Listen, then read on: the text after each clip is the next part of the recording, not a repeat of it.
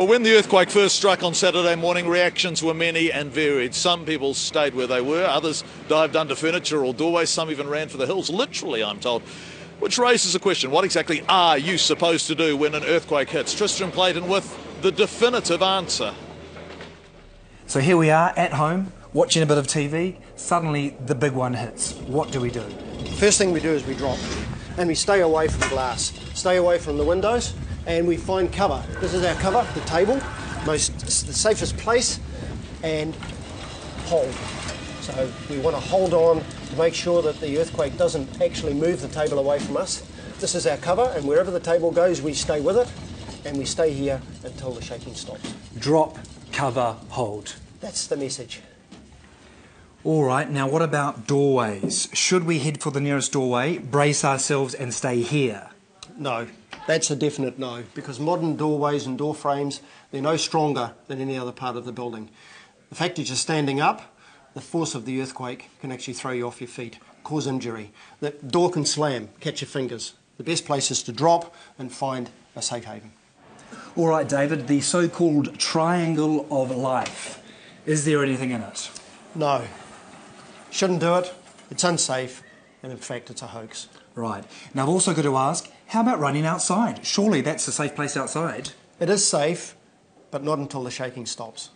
All right, so here we are now in a typical office environment. Should the big one hit here while we're working away, what now? Tristram, there's an earthquake. We've got to drop.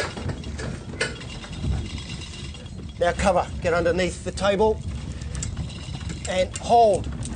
Hang on to this, Tristram, because this earthquake may move this table away and we don't want to lose our cover. It'll stop stuff falling on top of us. Right, so we're hanging on to it to stop it moving. Stop it moving, yes.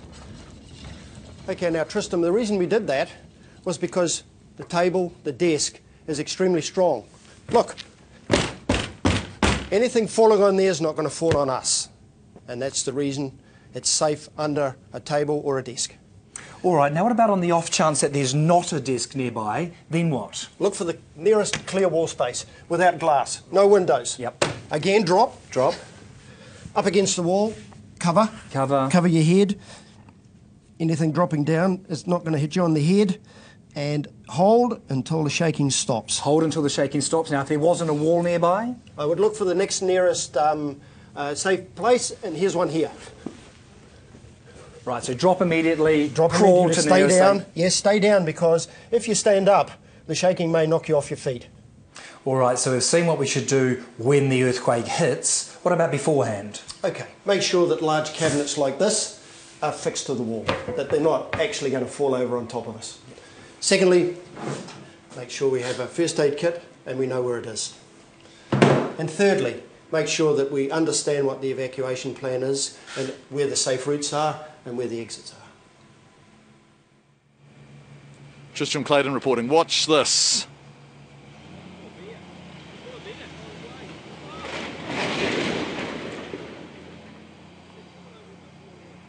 We think that was the beer fridge from the restaurant.